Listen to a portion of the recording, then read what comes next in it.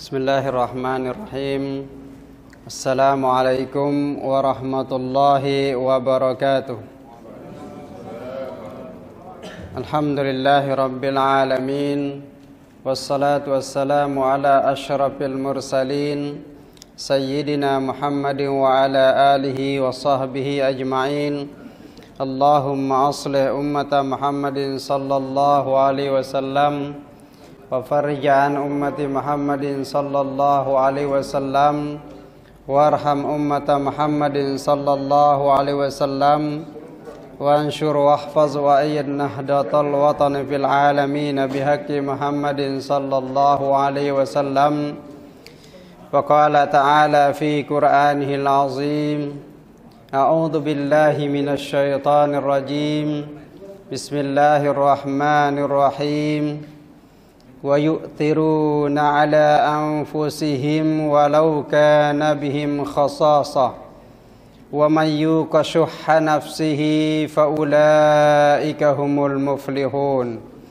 Wa qala an-nabiy sallallahu alaihi wasallam fi hadithihi syarif, khairul quruni qarni thumma alladhina yalunahum thumma alladhina yalunahum. Faqala fi haditsin akhar, ashabi kan nujumi bi ayyihim iqtadaitum ihtadaitum. Sadaqallahul azim wa sadaqa rasuluhul karim wa nahnu ala dhalika minasy syahidin asy-syakirin walhamdulillahi rabbil alamin.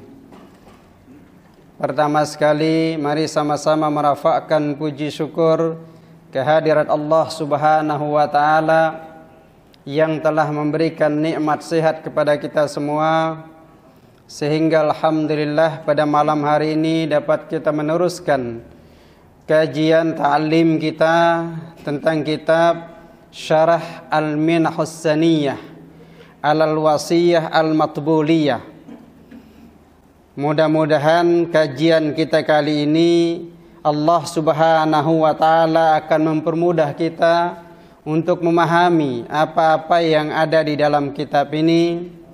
Seterusnya kita dapat mengamalkan dalam kehidupan keseharian kita. Amin ya rabbal alamin. Salawat dan salam kita haturkan kepada junjungan alam Nabi besar Muhammad sallallahu alaihi wasallam yang telah mentarbiyah kita, mengajarkan kita dari satu alam yang jahiliyah menuju kepada alam Islamiyah. Berharap mudah-mudahan Allah Subhanahu wa ta'ala mempertemukan kita dengan baginda Rasulullah sallallahu alaihi wasallam, keluarga beliau dan juga para sahabat dan juga salafus saleh lainnya di kemudian hari. Amin ya rabbal alamin. Alhamdulillah, kita panjatkan pula syukur kita atas nikmat yang Allah anugerahkan kepada kita, sehingga kitab yang kita akan kaji ini adalah satu kitab yang sangat akan bermakna dalam kehidupan keseharian kita, sehingga dapat menjadi guidance, menjadi panduan kita di dalam beribadah pada Allah Subhanahu wa ta'ala. Kitab ini ditulis oleh Syekh Abdul Wahab Asy-Sya'rani. Nanti kita akan perkenalkan lebih jauh. Namun sebelum kita meneruskan, mari sama-sama membaca surat Al-Fatihah. Kita hadiahkan kepada al-muallif kitab ini dan juga kepada kita sendiri. Mudah-mudahan Allah memberikan kemudahan untuk memahaminya, serta para saudara-saudara kita yang mungkin hari ini tidak dapat hadir di tempat kita karena kurang sehat. Mudah-mudahan Allah Subhanahu wa ta'ala mengangkat penyakitnya, menyehatkan badannya dan juga menyehatkan pikirannya. Amin ya rabbal alamin. Ala hadhihi niyyah wa likulli niyatin salihah. Al-Fatihah. A'udzu billahi minasy syaithanir rajim. Bismillahirrahmanirrahim. Alhamdulillahi rabbil alamin. Arrahmanir rahim. Maliki yaumiddin. Iyyaka na'budu wa iyyaka nasta'in. Ihdinas siratal mustaqim. Siratal ladzina an'amta 'alaihim ghairil maghdubi 'alaihim waladdallin. Terima kasih. Baik, kita teruskan. kitab Al-Minahus Saniyah Alal Wasiyah Al-Matbuliyah.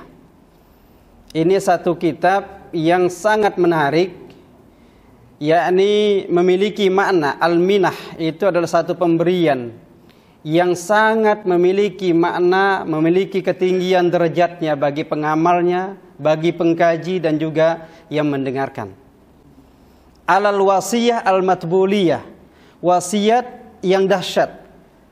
Wasiat ini diperuntukkan kepada seorang sahabat baginda Rasulullah sallallahu alaihi wasallam, sekaligus menjadi anak saudaranya dan juga menjadi menantunya, yakni Ali bin Abi Thalib karramallahu wajhah. Namun sebelum kita membahas kitab ini, saya ingin mukaddimahkan dengan satu ungkapan baginda Rasulullah sallallahu alaihi wasallam dan juga firman Allah Subhanahu wa taala dalam surah Al-Hasyr ayat 9, wa yu'thiruna ala anfusihim walau kana bihim khasasah.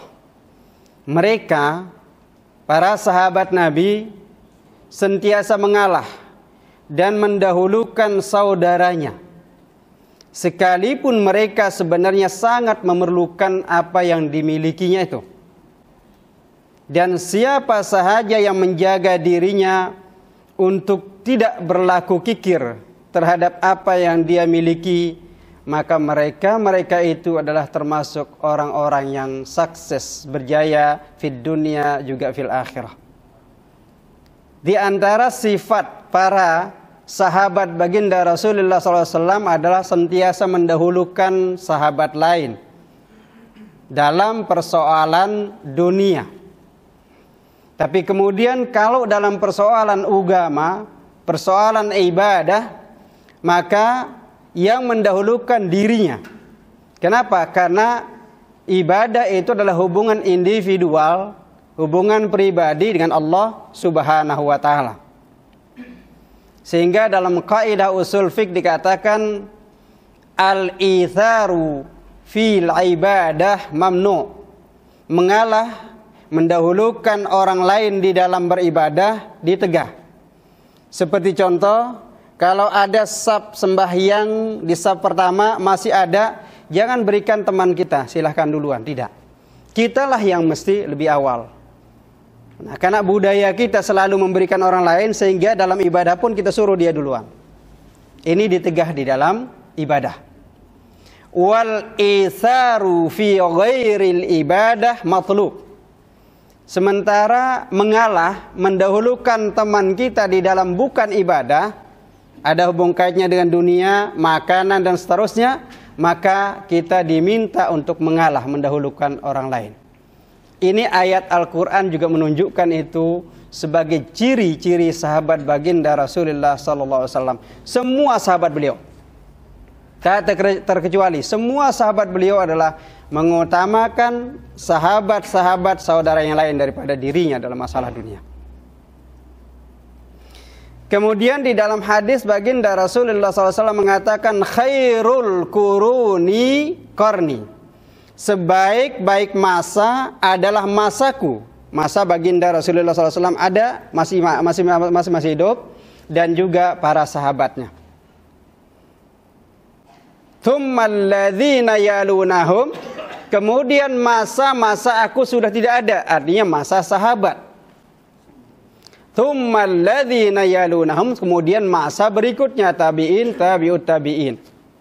Semakin dekat dengan sahabat dengan masa Rasulullah maka semakin baik. Ini penjelasan dari baginda Rasulullah SAW tentang keutamaan para sahabat beliau. Para sahabat, bukan satu sahabat saja, para sahabat baginda Rasulullah sallallahu alaihi wasallam. Kemudian ditambah lagi dengan hadis beliau yang kita sangat populer dengar, ashabi kan nujum. Sahabat-sahabatku seperti bintang. Tahu bintang kan? Nah, bintangnya ada di langit itu sajalah. Bukan bintangnya ada di apa? Di tentara itu. Ah, bukan, tapi bintang yang ada di langit. Bi ayyihim iqtadaitum, siapa sahaja yang kalian minta pandangan dari beliau para sahabat itu, siapa sahaja di antara para sahabat yang kita ambil pandangannya, ihtadaitum, maka kalian akan mendapatkan petunjuknya. Tidak setakat kepada Abu Bakar As-Siddiq, tidak pula hanya kepada Umar bin Khattab, tidak hanya terhad pada Utsman bin Affan, tidak pula kepada Ali bin Abi Thalib, tapi secara keseluruhan mereka itu sawasiyah, memiliki manfaat yang sama.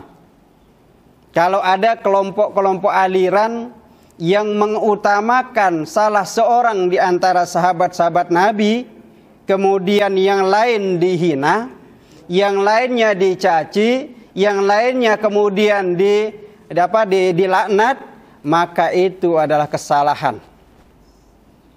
Sahabat-sahabat baginda Rasulullah SAW sawasiyah, sama, kan nujum, bi ayyihi muqtadaitum ihtadaitum.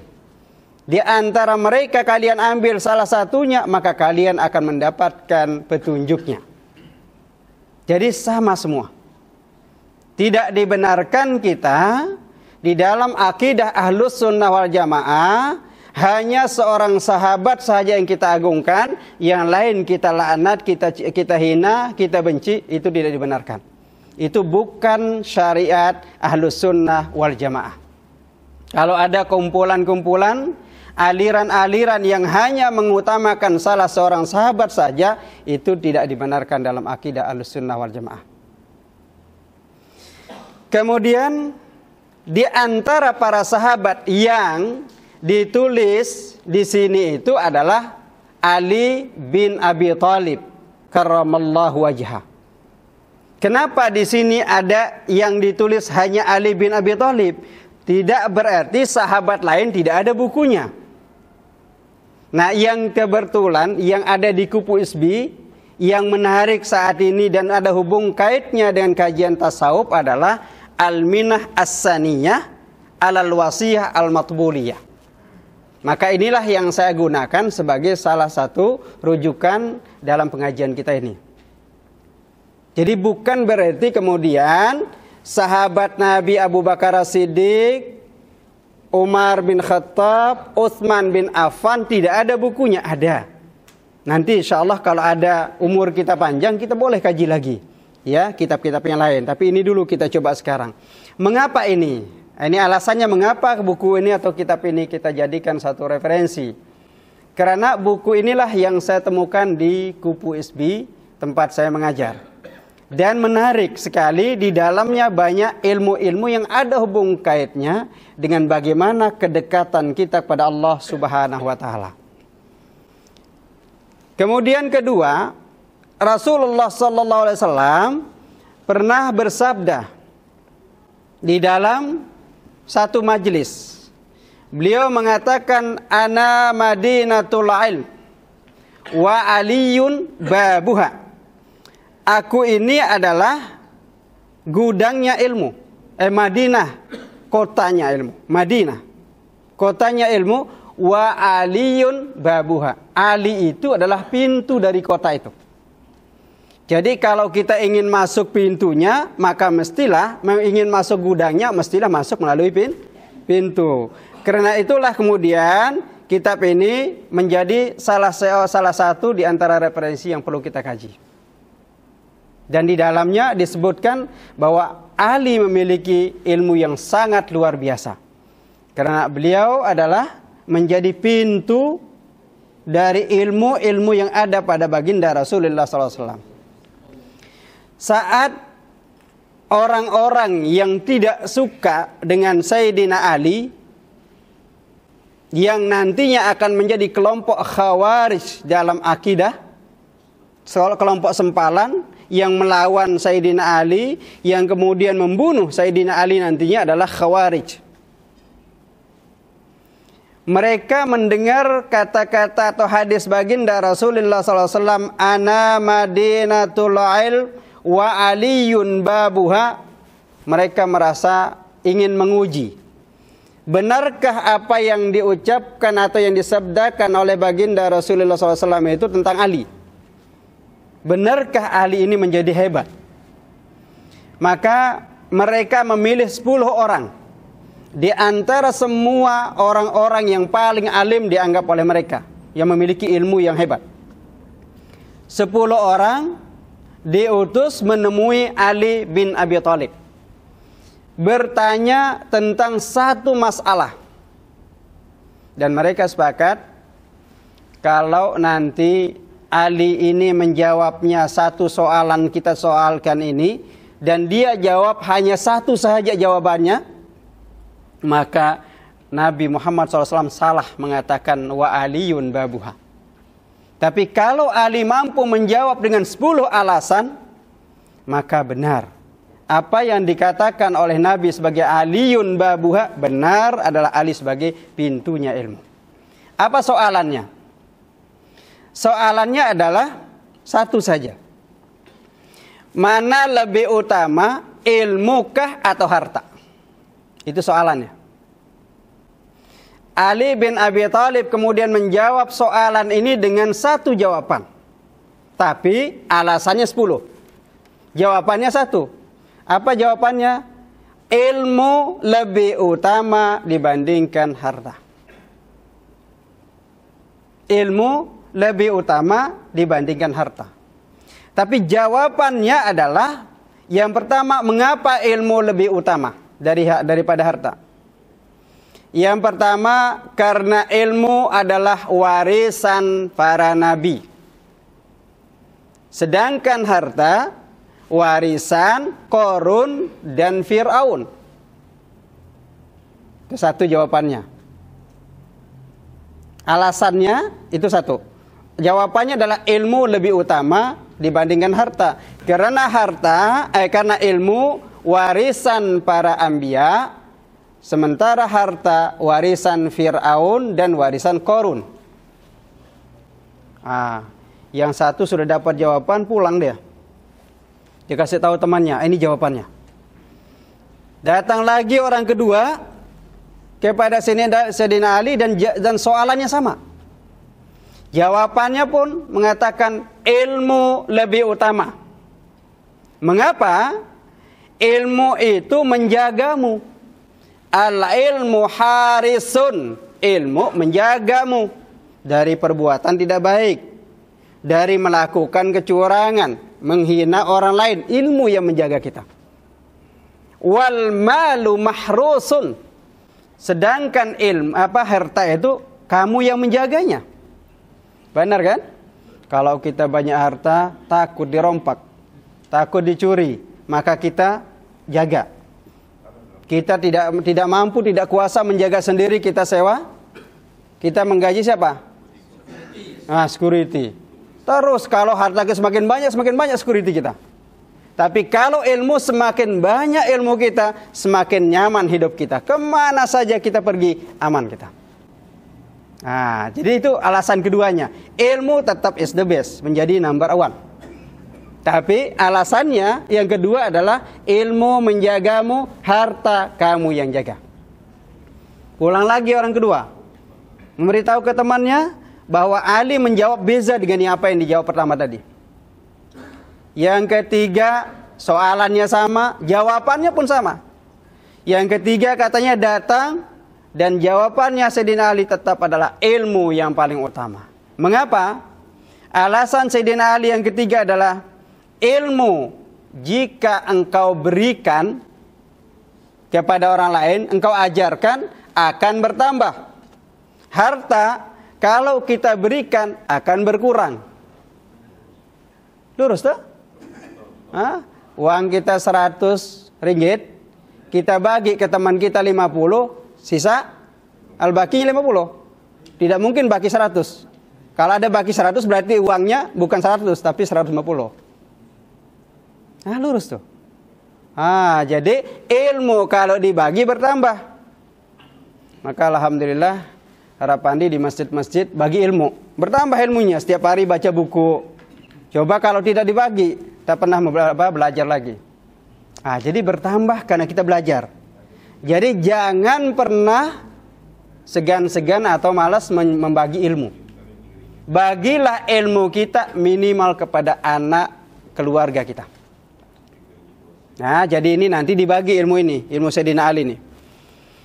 Yang keberapa nih? Yang keempat. Yang keempat katanya ilmu, yang tadi 3 pulang dulu, baru datang. Nah, sudah 3 pulang, datang lagi. Yang keempat datang, tetap jawabannya adalah ilmu, tapi alasannya beza. Alasannya yang keempat adalah pemilik ilmu akan dihormati dan dimuliakan oleh orang. Lurus tuh. Pemilik ilmu akan dimuliakan, dihormati oleh orang lain. Pemilik harta, kalau dia tidak pernah membagi hartanya, akan dihinakan, akan dimusuhi oleh orang lain. Semakin banyak kereta kita yang bagus-bagus, orang lain mengatakan, nih, dari mana uangnya dibeli kereta lagi? Iri lagi, hasad lagi kan? Jadi semakin banyak apa yang kita miliki, semakin banyak musuh kita. So kalau sudah banyak, bagilah kita. Yang sudah banyak hartanya bagi. Jadi bagikan kepada yang lain. Sebab kita tidak tahu kan, bila-bila Allah manggil kita, setelah dipanggil siapa? Harta kita untuk siapa? Orang lain. Anak kita juga orang lain, tak? Istri orang lain. Istri kita kawin lagi dengan orang lain. Harta kita diambil. Tapi jangan marah istri-istri ya. Jadi jangan nanti sampai rumah dibagi hartanya. Keretanya 4 bagi 2. Jadi bukan itu maksudnya.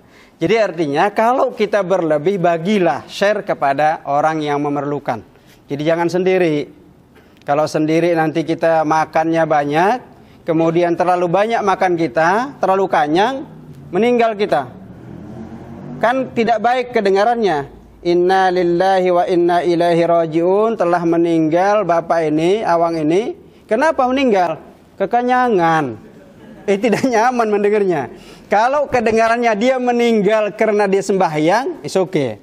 Dia meninggal ketika baca Al-Quran, is okay. Tapi kalau dia meninggal ketika makan dan kekenyangan, tidak nyaman mendengarnya. Kekenyangan ya. Oke, kemudian yang kelima. Pulang dulu yang keempat tadi. Pulang. So yang kelima datang. Soalannya sama, jawabannya pun sama. Bezanya adalah alasannya. Kemudian kelima ini datang dan dikatakan bahwa harta perlu dijaga dari pencuri. Ilmu tidak perlu dijaga. Ini sebenarnya agak ada kesamaan dengan jawaban di atas yang tentang pemilik ilmu. Ya, pemilik ilmu itu adalah menjaga dirinya. Tapi harta adalah yang kita menjaga harta. Ini agak sama. Tapi bukan berarti Sayyidina Ali salah di sini. Yang dimaksudkan yang kelima ini adalah harta perlu dijaga dari pencuri. Kalau tadi dari segala hal. Ini artinya bahwa ada pencuri ini spesiesnya berbeza. Berbeza dengan yang lain. Jadi pencuri, mungkin saja pencuri ini kan sudah profesional, jadi mesti harus ada security-nya bertambah dan seterusnya. Nah, jadi kesimpulan kita yang terakhir ya, nanti ini banyak sekali 10. Jadi kalau 10 nanti tidak habis, kita masuk dalam kitabnya. Yang jelas keutamaan Sayyidina Ali itu 10 orang ini dijawabnya sama. Keutamaan ilmu, alasannya berbeza-beza sampai 10. Yang terakhir sekali adalah jawaban beliau ketika ditanya tentang itu adalah harta membuat hati kita keras, ilmu membuat hati kita lembut. Nah, sekarang tinggal pilih. Pilih ilmu apa harta? Jawaban yang sudah punya harta, pilih harta dululah. Baru ilmu. Boleh juga. Jadi harta yang dibagi itu lebih baik daripada tidak ada yang dibagi. Kalau kita punya harta, bagi. Kalau tidak punya harta, apa yang dibagi? Senyum saja. Jangan malas-malas membagi senyum. Jumpa saudara kita, Assalamualaikum warahmatullahi wabarakatuh, senyum. Ini mengucapkan salam tidak pakai senyum. Ya, yang menjawab salam jadi malas. Kenapa? Karena tidak memberikan senyum. Syekh A'id Al-Qarni mengatakan bahwa senyum yang kamu buka dari mulutmu itu dapat membeli miliaran. Tahu miliaran? Sudah tak terhitung lah itu miliaran itu. Saya belum pernah punya uang miliar itu. Ada yang sudah punya? Kalau sudah boleh bagilah. Jadi boleh membeli miliaran manusia dengan satu senyum. Senyum ini hanya membuka mulut sedikit saja. Ya, coba. Kalau kita tak pernah senyum, orang takut melihat kita. Coba kalau kira-kira ada yang ngajar, guru ngajar, kira-kira dia tidak pernah senyum, bagaimana? Kita pasti tidak mau lagi. Karena saya sering senyum, jadi mau lah banyak lah. Ya, jadi sering senyum, jadi banyak yang hadir. Kalau tak pernah senyum, mungkin tak pernah datang lah. Imam juga karena dia tertarik sama saya karena senyum katanya. Rasulullah SAW dalam hadisnya mengatakan tabassumuka ala wajhi akhika sadaqah. Senyummu di depan saudaramu itu adalah sedekah. Kita tidak punya uang untuk bersedekah, maka bersedekahlah dengan senyum. Oke. Kemudian Rasulullah SAW dalam hadisnya mengatakan di antaranya tadi ada ana madinatul ilmi wa aliyun babuha. Kemudian faqala Nabi sallallahu alaihi wasallam di dalam kitab ini, ya Ali, anta minni bimanzilati Harun min Musa alaihi salam. Ghaira annahu la nabiyya ba'di. Wahai Ali bin Abi Thalib, engkau seperti Harun pada Nabi Musa. Harun itu siapa? Nabi Harun, saudaranya Nabi Musa. Sama posisinya Nabi Harun kepada Nabi Musa, Ali bin Abi Thalib kepada Nabi kita, Nabi besar Muhammad SAW. Cuma bezanya, kalau Harun bersama Nabi Musa diangkat menjadi Nabi. Sementara Ali bin Abi Thalib tetap menjadi sahabat, tidak menjadi nabi. Karena tidak ada nabi ba'da Muhammad sallallahu alaihi wasallam. Alhamdulillah di Brunei belum pernah ada ya orang yang mengaku sebagai nabi. Ada? Belum. Indonesia banyak. Mengaku sebagai nabi banyak. Nah, tapi langsung diamankan oleh pemerintah, oleh kerajaan, masukkan ke Jerudong sana. Jerudong tak Jerudong? Penjara. Dijerudongkan orang-orang mengaku seperti itu. Tak dibenarkan. Baik, karena itulah kemudian kitab ini sangat perlu untuk kita lihat dan kaji. Yang pertama sekali kita ingin memperkenalkan kitab. Ini kitab Turos, beza dengan buku-buku lain. Ini kitab ini kalau kita lihat warnanya apa? Kuning. Maka di pesantren dinamakan kitab kuning karena warnanya kuning. Tapi sekarang banyak kitab yang warnanya putih, tetap dikatakan kitab kuning karena sudah dilabelkan sebagai kitab kuning yang tidak ada harokat, tidak ada barisnya. Bagaimana membacanya? Bagaimana membacanya tidak ada barisnya? Di KUPUSB pernah sedang mengajar, dia baca kitab. Bahasa Jawinya oke, cepat bagus dibacanya. Begitu sampai ke bahasa Arabnya, yang ada Al-Quran, ada hadisnya. Kenapa salah membaca? Apa jawaban pelajarnya? Tak ada baris bah. Jadi ada bah di belakangnya. Tak ada baris bah. Kenapa tak ada baris, tak dapat baca? Karena belum dipelajari. Nah, insya Allah KUPUSB akan mengajarkan itu bagaimana cara-cara membaca kitab yang tidak ada barisnya. Kalau dilihat kitab ini sangat sederhana. Ya. Bezanya, kalau buku-buku yang modern sekarang, ini supaya memperkenalkan kitab Turos juga. Kalau buku-buku modern sekarang, apa bezanya? Di sini yang pertama sekali kita lihat apa? Nama penulisnya. Harapandi Dahri. Besar sekali sini. Ya? Buku modern coba lihat semua. Nama penulisnya besar sini. Baru ada tajuknya. Setelah tajuknya, ada penerbit dan seterusnya. Kita buka lagi muka surat keduanya. Kitab ini belum ada kelihatan tidak ada penulisnya. Siapa yang menulis ini? Tidak ada. Kenapa para ulama tidak menuliskan kitab nama mereka di sini? Menunjukkan keikhlasan mereka. Tidak untuk pamer, untuk riya. Ini karya Harapandi loh.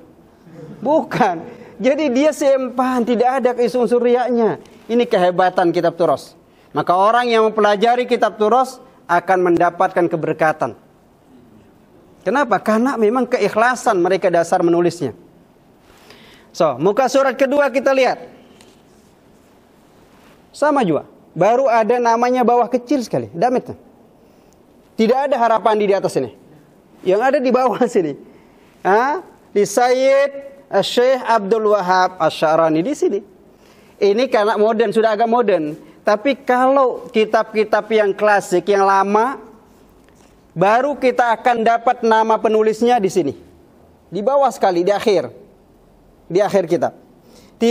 Kita tidak akan mendapatkan di depan. Ini kehebatan kitab Turos. Di akhir pun, kalau kita belajar ilmu filologi, dinamakan kolofon. Jadi kolofon inilah didapatkan nama penulis. Tapi ada juga kitab yang tidak ada penulisnya. Saya temukan di Kupu SB ada 4 kitab yang di dalam satu kitab itu ada 5 isinya. 5 kali 4 lah. Tidak ada penulis. Siapa yang menulis? Pasti ada menulis, maka kitabnya ada. Tapi siapa? Nah, itu yang perlu dicari. Oke. Pertanyaannya, kalau buku-buku modern selain kemudian di sini ditulis seperti ini, maka ada tulisan besar sini. Siapa sahaja yang mengutip sebahagian isi buku ini atau semuanya dikenakan denda tanpa seizin yang punya, dikenakan denda 100 miliar.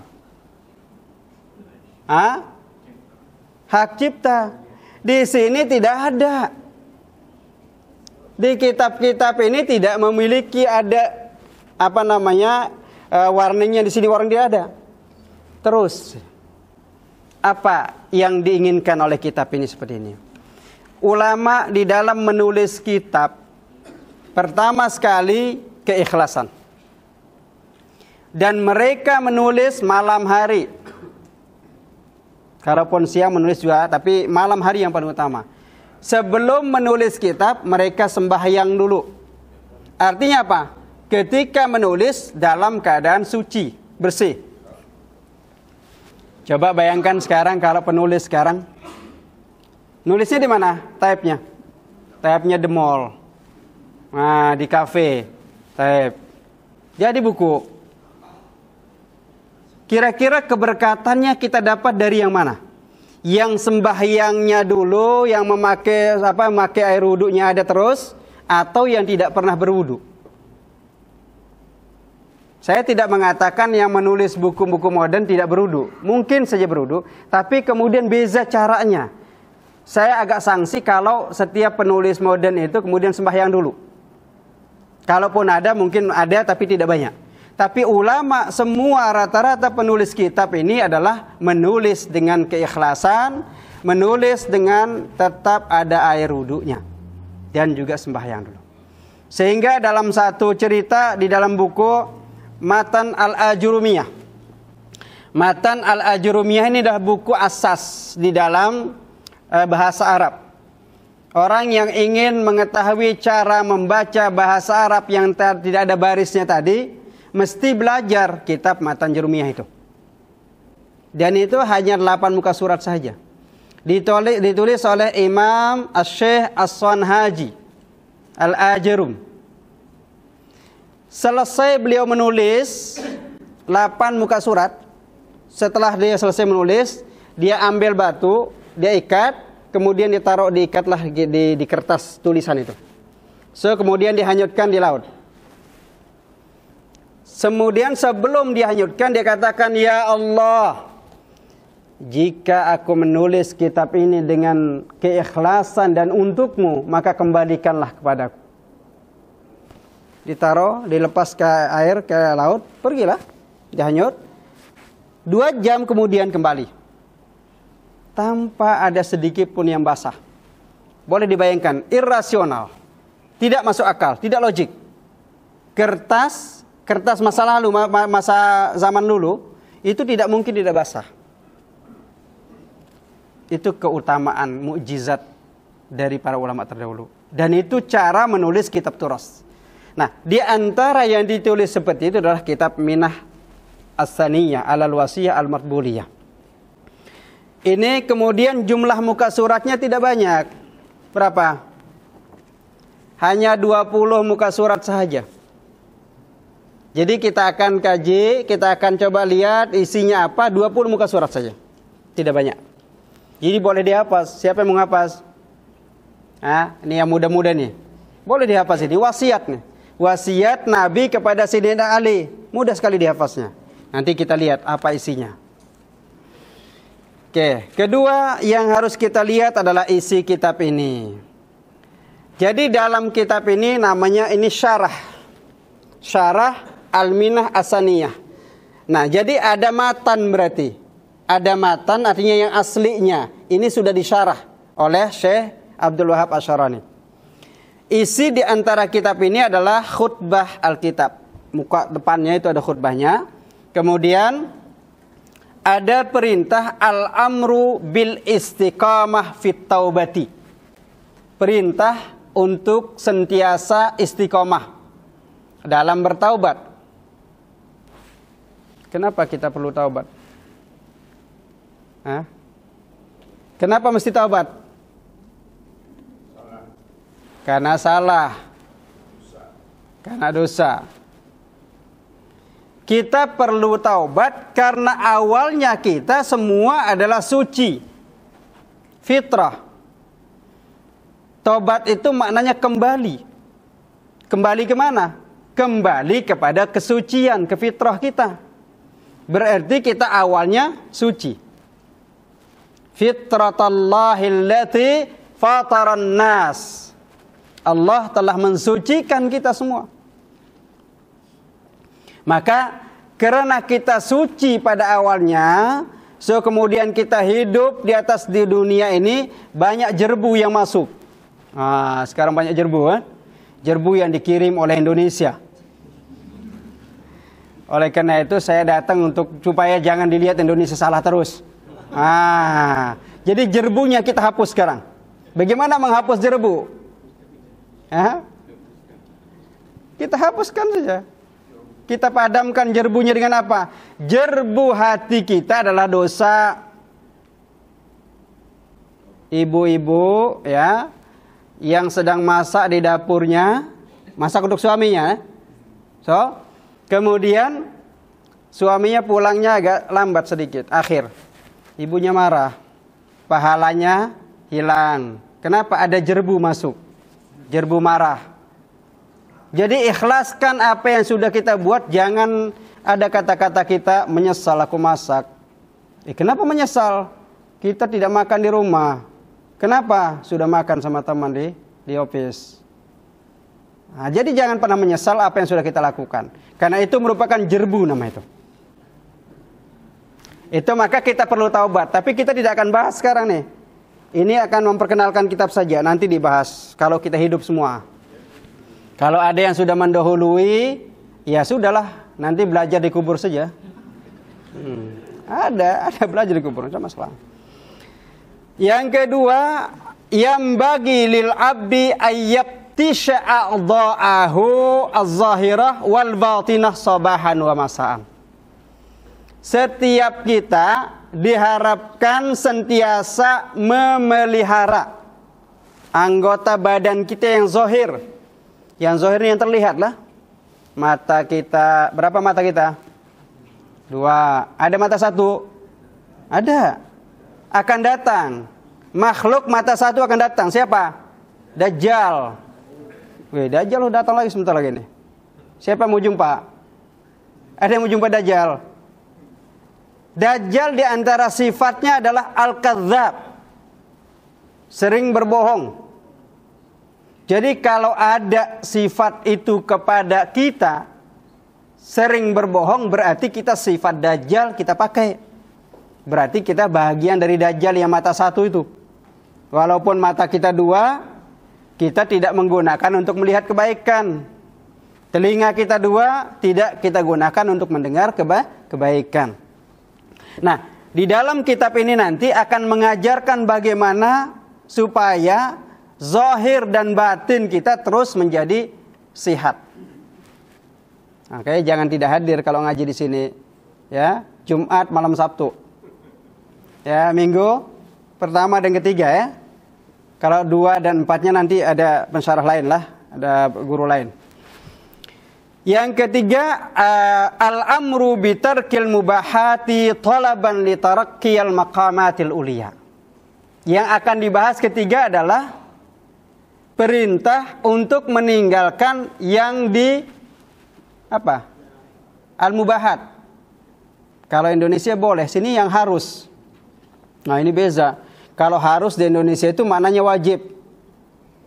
Kalau sini harus boleh. Nah, sudah pakai bahasa Indonesia saja. Boleh artinya harus ya.